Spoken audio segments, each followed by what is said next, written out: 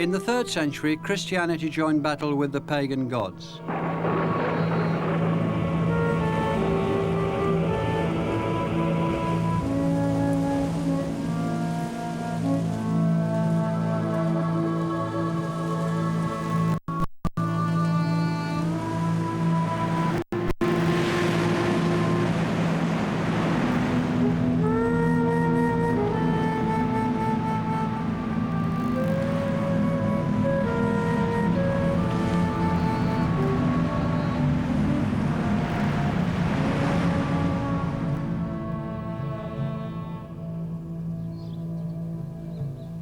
For nearly 1,000 years, the worship of its pagan gods had served Rome well.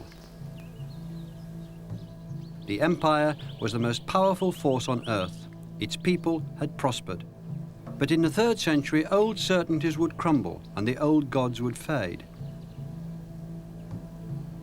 More and more of Rome's inhabitants would turn to the religion that was beginning to spread through all layers of society, Christianity. The cry is that everybody's become a Christian in the Senate, in the marketplaces, in the forums, you know, everywhere. They're just Christians all over the place. They're taking over. It's the case there that they are penetrating high society much more. You might not have a provincial governor that was a Christian, but you might very well have a provincial governor's wife who was a Christian. And we know that that occurred. So that is the kind of world that you're getting by soon after 200. That was surprisingly early, and the Christians themselves were in fact astonished at the rapidity with which they had spread. Tertullian, an early church father, wrote, "Those who once hated Christianity because they knew nothing about it, no sooner come to know it than they all lay down at once their enmity. From being its haters, they become its disciples. They begin now to hate what they had formerly been, and to profess what they had formerly hated, and their numbers are just as great as they are said to be."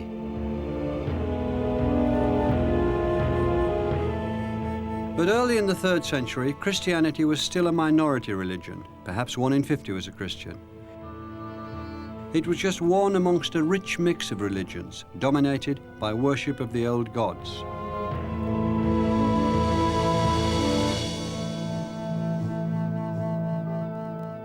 Rome and her gods had grown out of the darkness together. The state particularly honored Jupiter and his companions Juno and Minerva. But there were countless others, great and small. Each household, even each person, had access to their own deity. There's almost a hierarchy of gods, on top of which stand the old gods, the 12 gods. Underneath, there comes a variety of additional shades of each god. And underneath these, again, come gods which represent certain aspects, single aspects of daily life.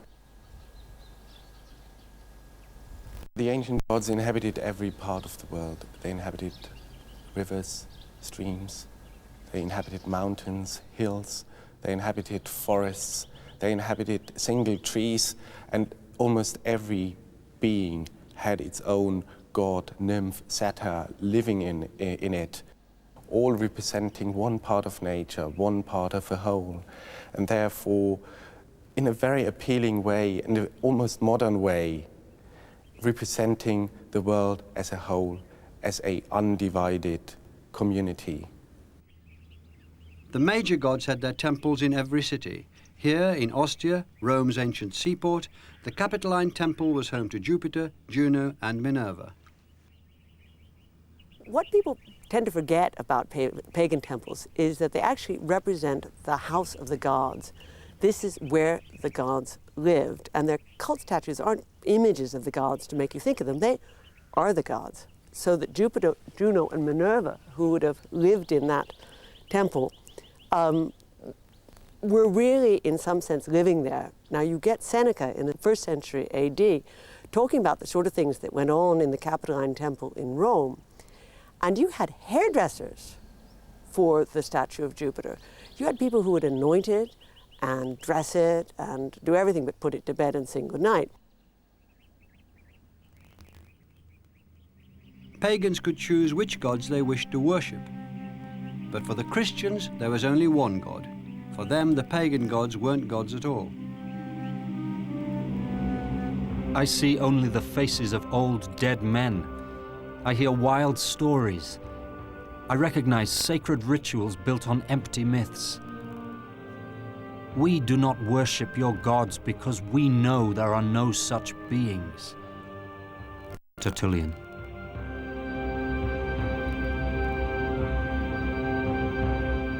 This flew directly in the face of the pagans' worldview. They pampered their gods because they expected something from them. Everyday life in the ancient world was insecure.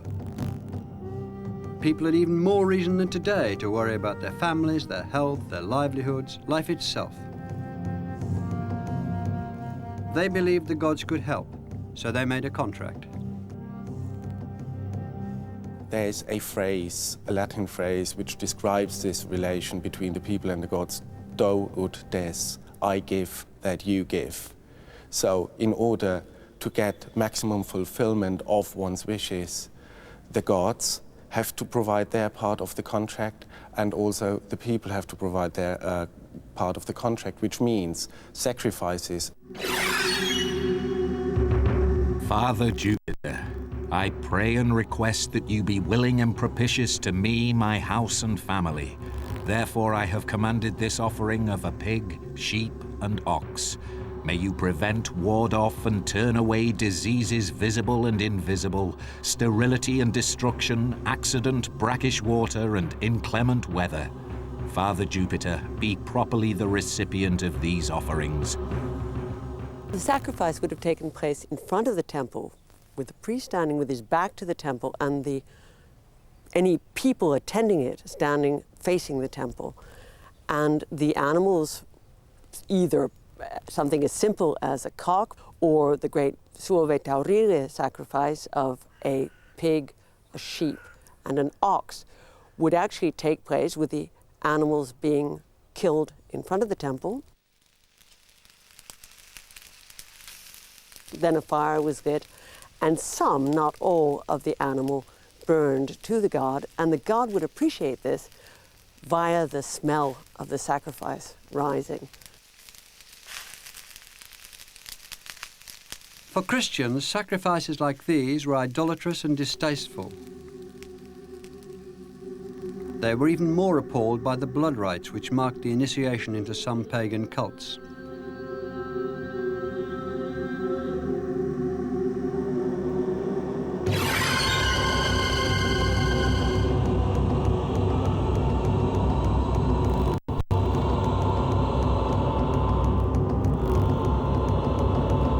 Christians believed that Christ had made the only sacrifice that mattered. Bloodletting like this was obscene and meaningless, and they would have no part in it.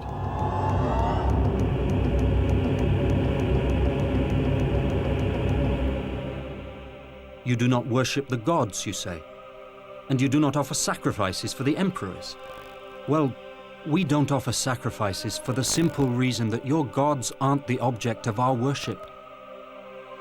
We offer prayer for the safety of our princes to the eternal, the true, the living God. Tertullian. When things were going well in the empire, the Christians' attitude was an irritant. When things were going badly, it sounded more like treason.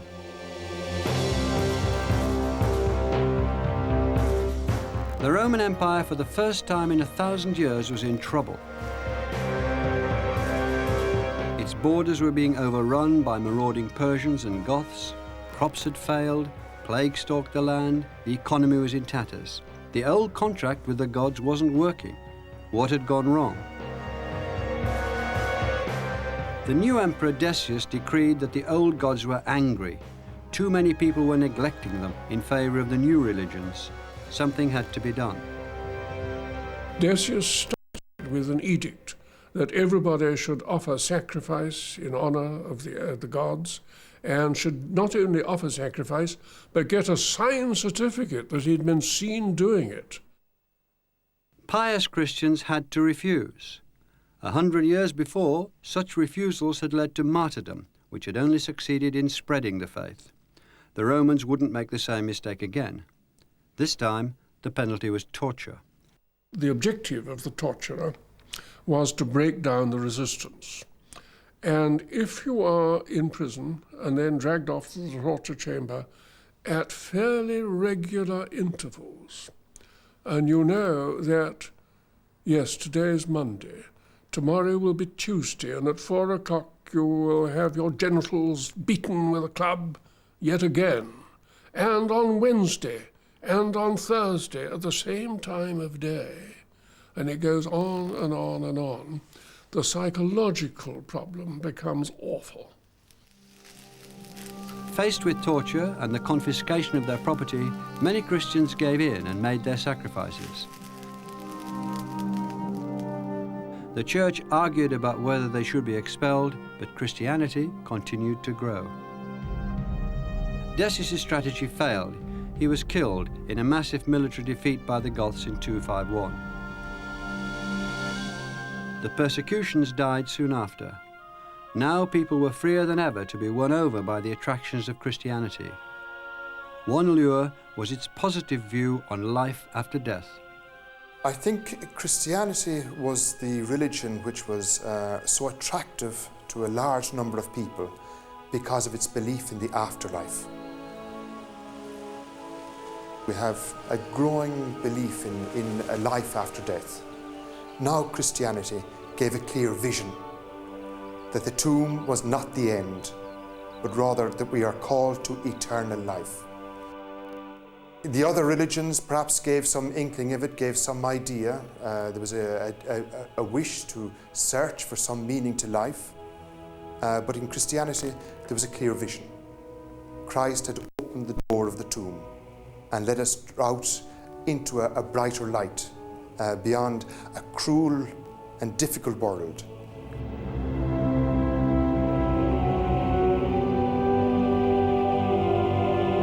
The Christian thinker Origen wrote, "The teaching of the apostles is that after it leaves this world, the soul, which has a substance and life of its own, shall receive the reward that it has earned.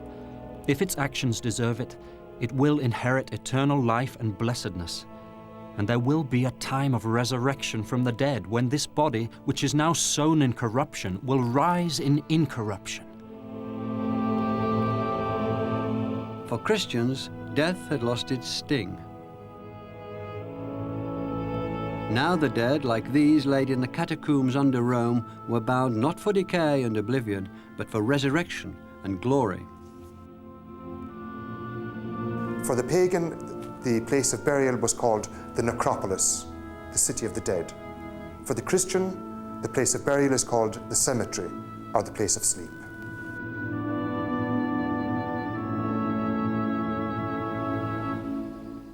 But Christianity wasn't the only religion that was trying to answer questions about what happened to the soul. The so-called mystery religions were also attracting droves of converts. The most popular was the cult of Mithras, an ancient Persian god born in a cave. Mithraism was a secretive all-male cult, which, with its emphasis on loyalty and male bonding, was sweeping through the Roman army. The central image of the Mithraic sacrifice is the one can see in the statue in the Baths of Mithras, which shows Mithras, the hero, sacrificing a bull. And this sacrifice is clearly the central iconography of the cult. This sacrifice of Mithras is a sacrifice by which the descent towards death is turned at midwinter into the rebirth and salvation and the movement back up towards the sun and the heat and the light. Mithraism spread as far through the empire as Christianity, but Mithraism died out and Christianity lived on. Why? Well, the really special and distinctive thing about Christianity in this period is that it really is a community, in the way that Mithraism tried but didn't make it, because Christianity includes women. We have women deaconesses, you have women ministers, and you do not exclude even children. Everybody was valuable, a slave as well as a nobleman. And so it gave a great equality, a great sense of community, but most of all, a meaning to life. When a person became a Christian, one sees that, in a way, the moral world suddenly changed, and people suddenly had a sense that here is a world in which there is an order, there is a right and there is a wrong. We now have a sense of living with a higher purpose in life, and that our life counts, not just our life if we are aristocrats or wealthy or educated, but our life if we are slaves, if we're illiterate, if we're the most despised people, can have a meaning because it's valuable in the eyes of God. This openness to everyone while on earth, combined with the promise of eternal life with God in heaven, if you followed the Christian way, was a formula that nothing in paganism could match. By the end of the 3rd century, the old gods were in full retreat, and more Christians were worshipping the one God, who would reward them not only in this world, but in the next.